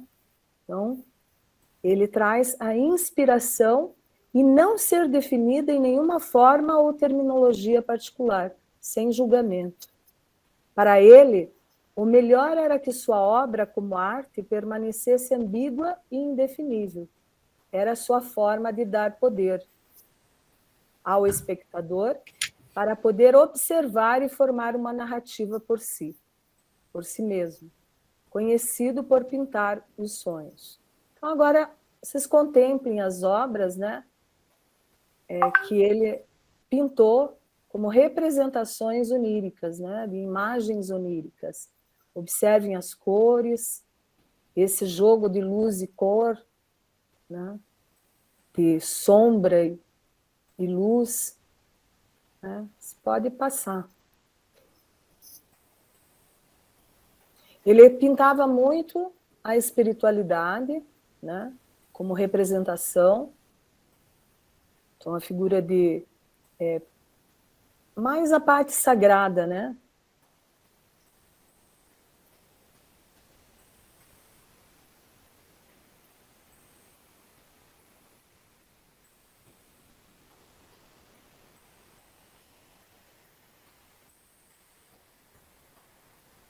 Quem já não sonhou com aranha ou teve algum paciente que trouxe que sonhou com aranha, né?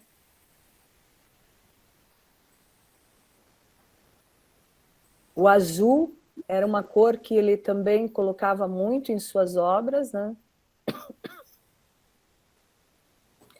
Esse aqui faz parte de uma série que ele pintou, que era o Parzival. Não sei se vocês conhecem, mas o Parzival, ele tem a ver com a jornada do herói, né?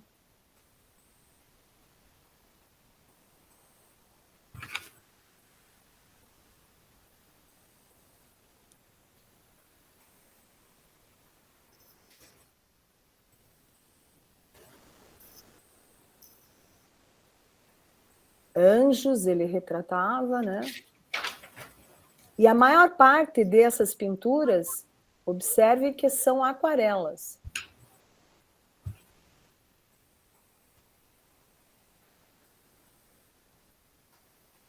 A aquarela tem o poder de penetrar, né, no nosso sistema rítmico.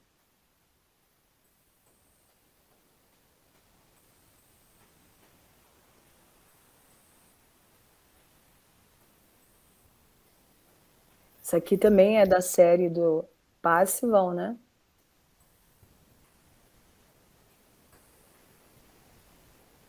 Agora a gente entra um pouquinho na parte do Jung, né?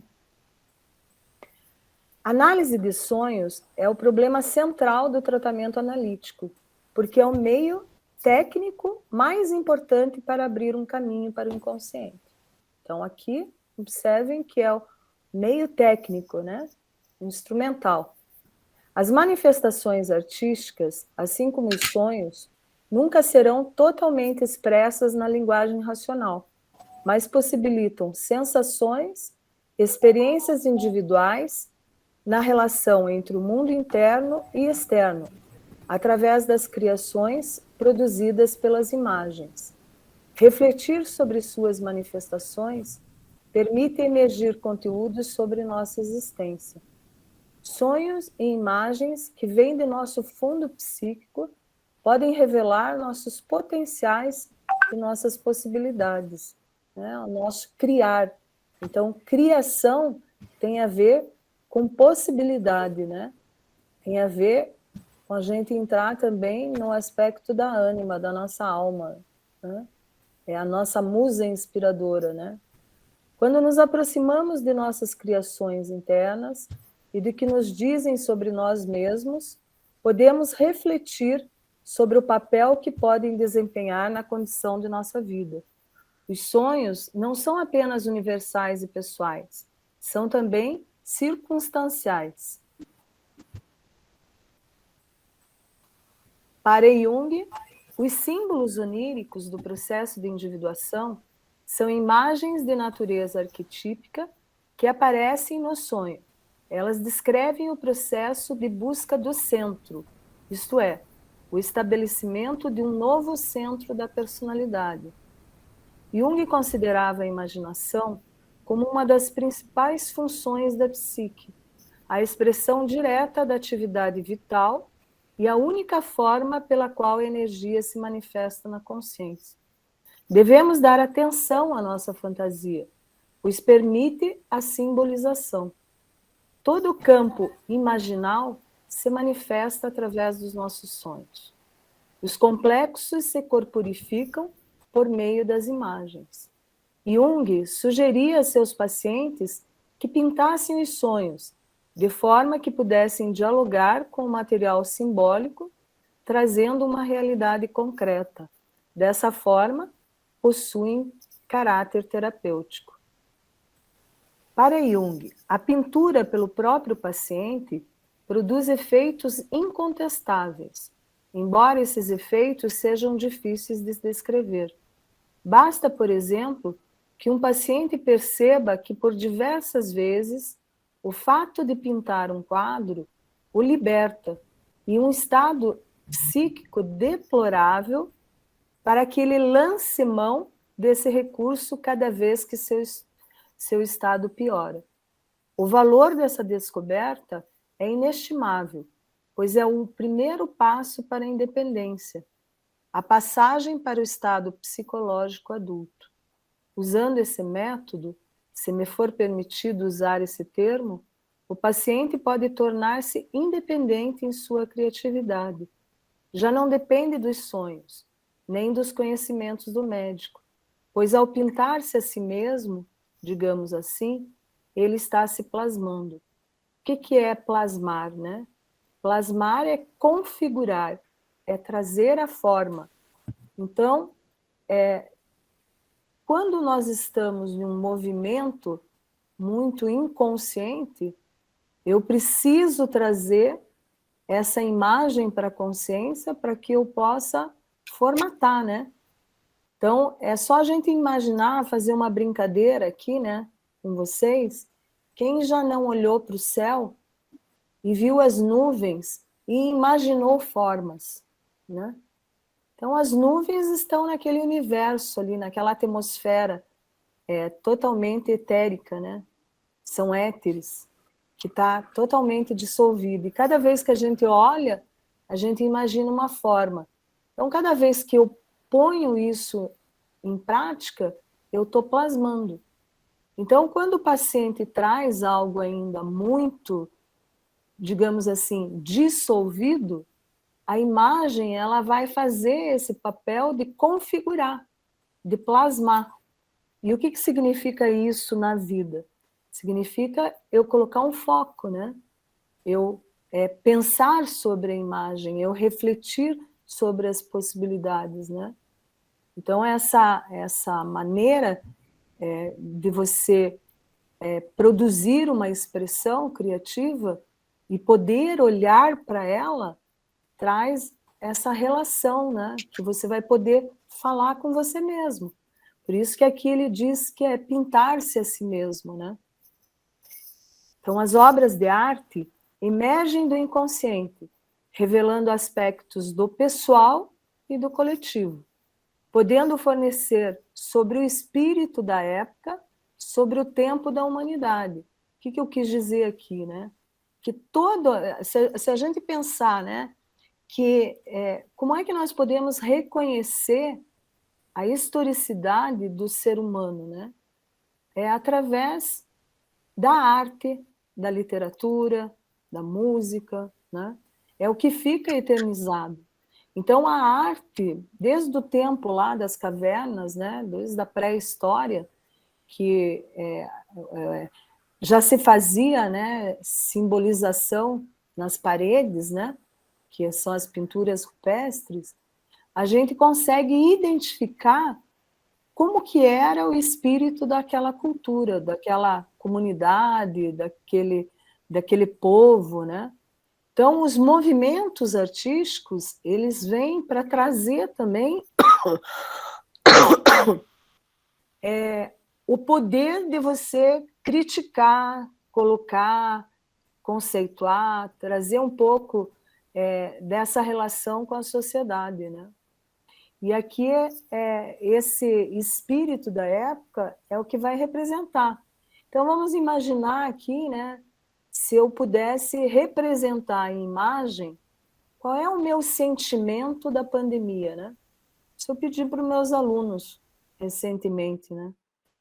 Como que pode ser representado o que eu sinto nessa pandemia? Então, vai trazer um aspecto meu individual e vai trazer também um aspecto desse espírito que a gente está vivendo, né? E se eu produzir essa imagem, eu vou poder conversar com ela, né? Eu vou poder perguntar para ela o que ela quer de mim. Não sou eu que quero ela.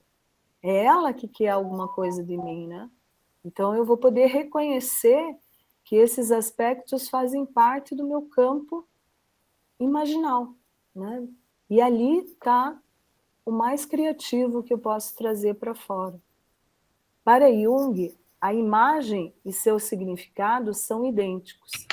E à medida que a primeira assume contornos definidos, o segundo se torna mais claro. Veja que interessante, né? Quando eu trago a imagem,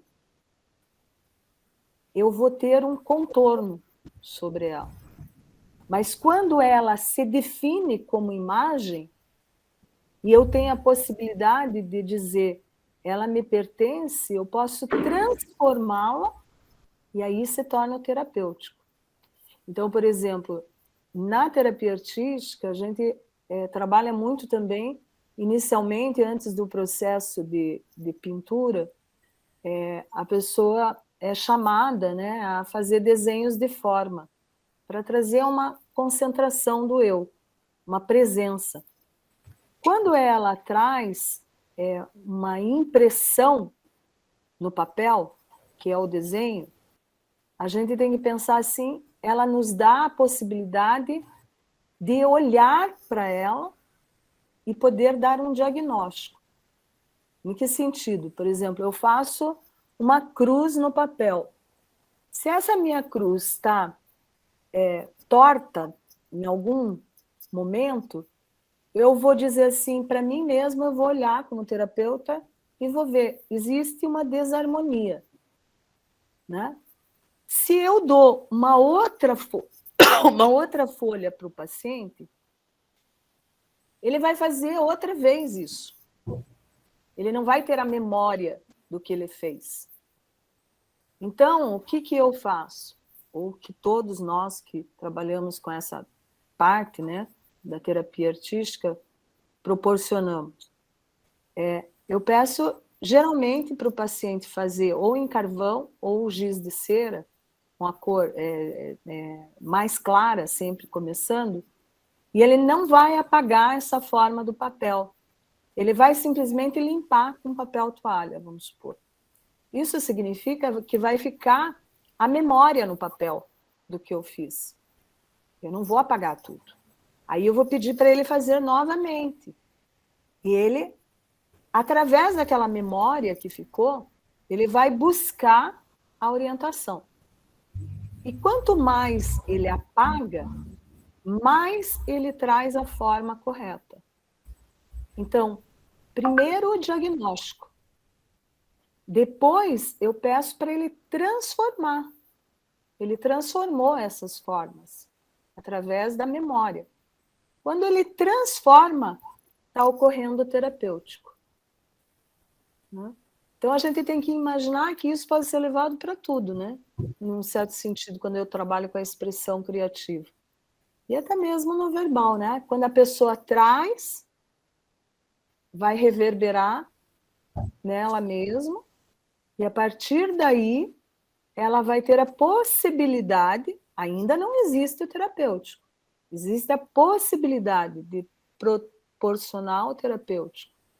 E aí a gente tem a cura, a possibilidade da cura. Então, é diagnóstico, transformação, né?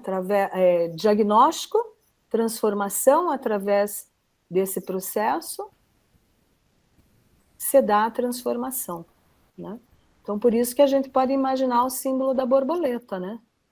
Porque quando ela vem, ela sai da verticalidade, da horizontalidade, ela vai para a verticalidade, ela vem para dentro do casulo, aí ali ocorre a transformação e ela vai para o celestial, né?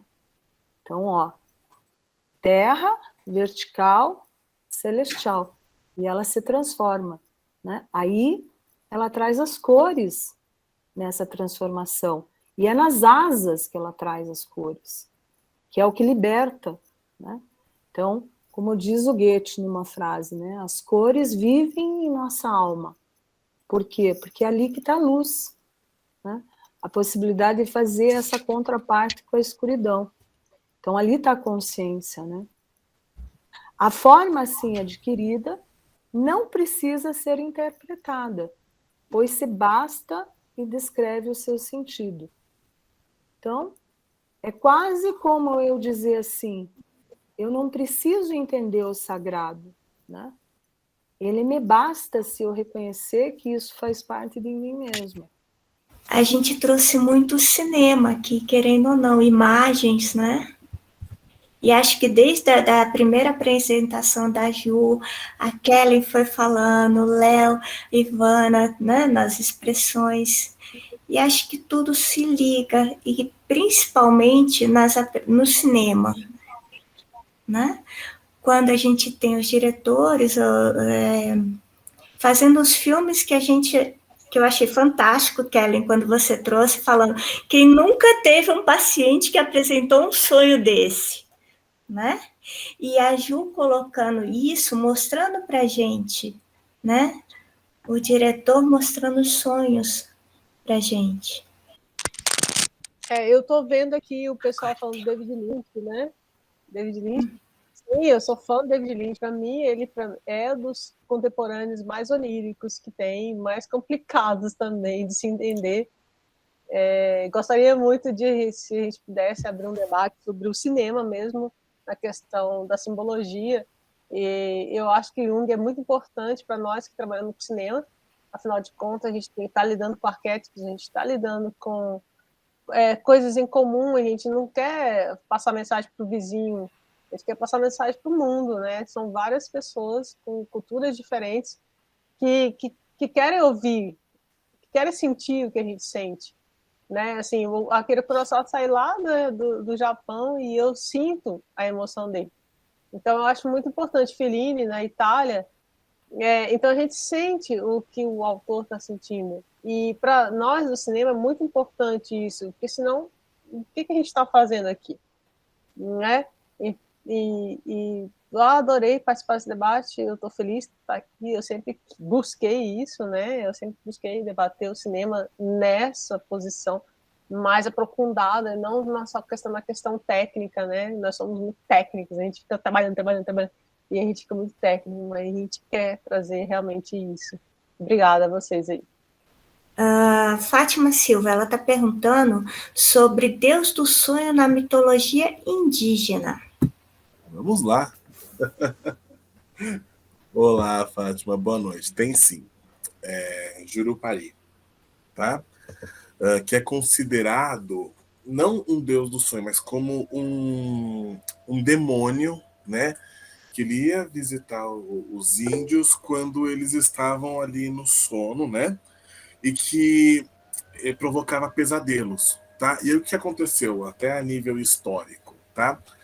Essa lenda ela ficou intensificada, né, pelos jesuítas, justamente para reiterar as práticas indígenas como maléficas. E olha só, se vocês têm um demônio que entra nos sonhos para causar pesadelos a vocês, então, né, vocês, esse panteão na verdade é composto por demônios, tá? Então ele acabou reiterando essa ótica, tá? Mas se chama Jurupari. Tá. O Paulo Vitor, ele fala assim, gostaria que os palestrantes, principalmente a Juliana, gente, calma, principalmente a Juliana e o Léo, dessem um comentário dessa cultura mitológica no cinema com o passar do tempo, e qual seria esse impacto. Peraí, deixa eu ver aqui, eu tô meio no dedão aqui, sabe? Esse impacto, né? Para os telespectadores, para todos os palestrantes. Na verdade, vocês podem comentar, todos podem comentar sobre isso. Quer começar, Ju, e depois o Léo? Pode ser? E depois os demais também? Eu vou ser muito breve. Eu acho que o cinema está muito preso à mitologia. Assim, o nosso cinema que chega a gente, que são os blockbusters, está muito preso à mitologia grega, né? Aí, mesmo os Avengers, agora que trouxe um pouquinho da mitologia nórdica, né? Só que, gente, é muito raso. Então, enfim, eles estão muito presos no que é pop, né? Pop. A mitologia grega é pop. Então, e eu sinto falta dessa outra, da mitologia indígena, principalmente, né, dos indígenas, que fez a América, né? A nossa mitologia mesmo indígena, que nós temos recentemente uma série que está disponível na Netflix, que é A Cidade Invisível, que é sobre a mitologia nossa, brasileira, tem o Saci, tem cara maravilhosa, que foi feito pelo Carlos Saldanha, que é um diretor que veio da animação, que foi para os Estados Unidos fazer carreira e voltou e veio com essa preciosidade, assim, eu me surpreendi. Vamos lá. Só uma coisa. Ju, eu adoro os sonhos do Akira Kurosawa. Amo. Acho maravilhoso. Então, essa questão da mitologia, eu concordo com a Juliana. Eu acho que assim, a gente ainda está muito preso num molde grego, né? Eu acho que é um molde grego que o deus, o herói grego, ele não é só um herói, né? Ele é alto, forte, peludo, musculoso, com tanquinho. Louro, olho azul. Isso não é verdade, Ju? Ele é sempre olho azul, assim, sabe? Acabou de sair da academia, enfim. Né? E até essa questão da Marvel, agora que trouxe um pouco da mitologia nórdica, né? Que também, eu diria que um pouco distante das origens. Se você vai olhar, por exemplo, o Loki, dentro da questão dos Edas, da mitologia nórdica, ele tem questões diferentes, né? Então você vai ter no cinema a questão mítica. Outro lugar também que você vai ter muitas questões mitológicas são nos jogos, né? Né? Você tem o God of War, enfim, né? Que agora até vai trazer Tem o Inferno de Dante, que eu achei brilhante, do PS4, PS3, ou Xbox, não me lembro. Isso. É maravilhoso. Exato. Aí tem o God of War, que vai trazendo uma temática nórdica, tá trazendo um Thor gordo, que era, lembrando o Thor mesmo, né? Que e tem o The Witch, que traz uma cultura cigana, que eles são meio ciganos, então... The Witcher, alguma coisa assim. Exatamente, né? Eu acho que, assim, o mito, se a gente for pensar nesse viés junguiano, ele vai sendo recontado ao longo dos períodos históricos, né? Então a gente tem, mas é como eu concordo com a Juliana, ainda tem, é muito raso, assim, você não tem... não sei se seria talvez uma pesquisa mais profunda sobre esses personagens míticos, né? Agora a Ju pode me ajudar aí. Mas, sim. Né? Eu acho que o pessoal usa uma fórmula que deu certo, né? Tipo, a gente pega Star Wars. Por que Star Wars fez sucesso? Porque ele pegou o arquétipo do herói, do desbravador, e aí do vilão, principalmente. E aí super deu certo, ganhou milhões, mas aí estão usando a mesma fórmula, é cansativo essa jornada do herói, é cansativo. Cadê os outros? Cadê os outros conflitos? Né? Então eles têm medo de pisar em solos que não conhecem. E ainda essa jornada heróica muito apolínea, né, Ju? Né? Então você tá lá, tudo mais, acabou de sair da academia, tá com seus gominhos, tudo mais, não sei o quê, e aí você fica, né, com aquela loira dos olhos azuis, né? Quer dizer, você não pode pensar, por exemplo, num herói trickster que vai subverter a ordem. Exato. E você falou, você citou o Loki, né? O Loki é moreno, magro, dos olhos castanhos, um vilão. Desde a Branca de Neve, que é a madrasta, é uma mulher de 30 anos, com cabelos negros, né? Vamos parar com isso, né? Já cansamos disso. Eu acho que a próxima geração tem que ver coisa nova. Exato, eu concordo. Perfeito. Vem cá. E quiçá a pergunta, na análise junguiana, os pesadelos, o que significa? Eu acho que a gente tem que ver, né, os pesadelos, porque, primeira coisa, né, o que é um pesadelo, né? Isso significa que a pessoa já está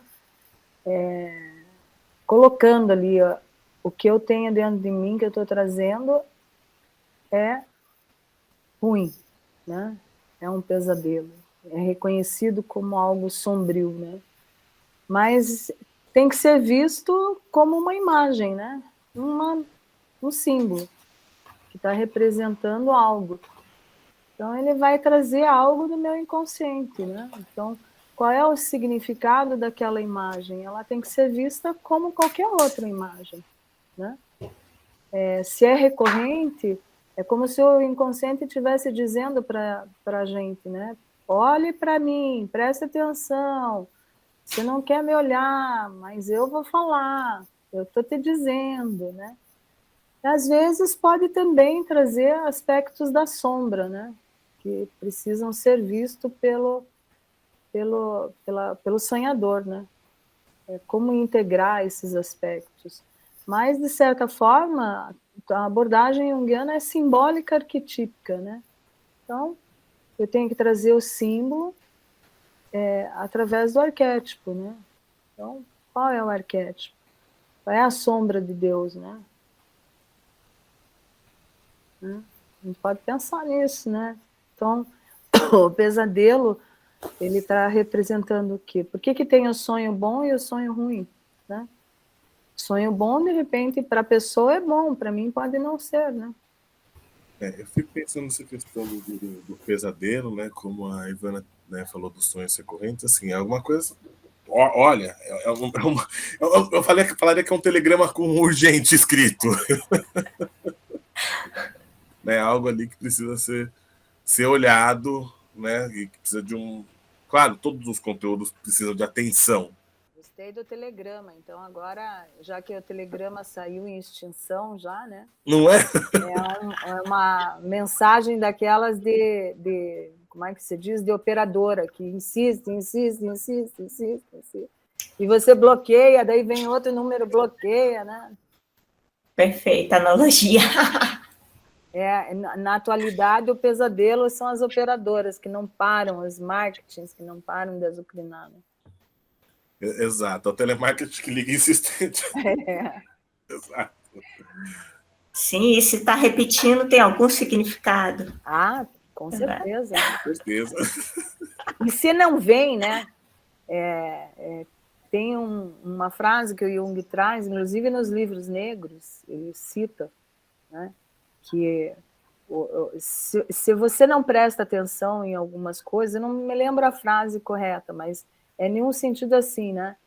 Se você não presta atenção nas coisas que acontecem na tua vida, de certa forma, o destino vai dar conta de mostrar de alguma forma. Então, veja, pode vir por uma doença, por algo que você vai ter que olhar mais de perto, né? Eu vejo isso em pessoas que têm doenças como câncer, né? Que é uma doença... Hoje já não é vista, porque eu acho que 90% dos cânceres são tratados, né? Mas no passado era visto, né? Que a pior parte continua sendo o diagnóstico, né? Você recebe a notícia. Então, quando você recebe a notícia do pesadelo, né? Puxa, eu tive um sonho ruim. Parece que daí ali você percebe que você sonha, né? Se você sonha coisa boa, passa despercebido. Mas se você tem um sonho ruim, você diz, credo, sonhei com isso, estou mal o dia inteiro. Mas se você tem um outro sonho normal, você não diz assim, puxa, eu preciso olhar para isso também, né? Falando em sonho, é uma coisa que eu queria ter falado, que o exercício de assistir um filme no cinema é um sonho. Que você adentra numa sala, que apaga as luzes e você fica entregue à tela. E sim, ali você é induzido a imagens e sons que te levam para outro universo. E você sai dali de outra forma, você sai dali levando consigo outra história. Então, assim, eu acho que o cinema, para mim, é um sonho. Mas é como eu falei no início, né? Que eu mostrei as imagens, né? O contemplar é você entrar dentro, né? E na tela de um cinema é totalmente diferente você assistir um filme no cinema do que em casa. Pode ser a TV maior que você tenha, mas o impacto é diferente, né? É que nem a representação do Van Gogh no filme do Akira Kurosawa, quando ele adentra o quadro, né?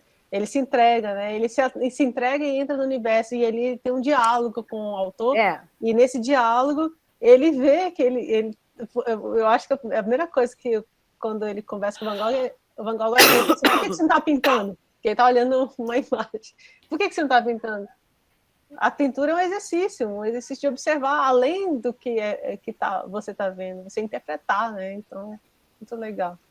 Ju, quando você começou a falar, me veio essa imagem do filme. Bem isso. Fantástico. Então, assim, gente, obrigada a todos mesmo. E, eu realmente queria mais aqui, cara. Mas tudo bem. Deixa passar a pandemia, a gente faz uma aglomeração. Instituto Olhos da Alma Sã, Goiânia, Goiás.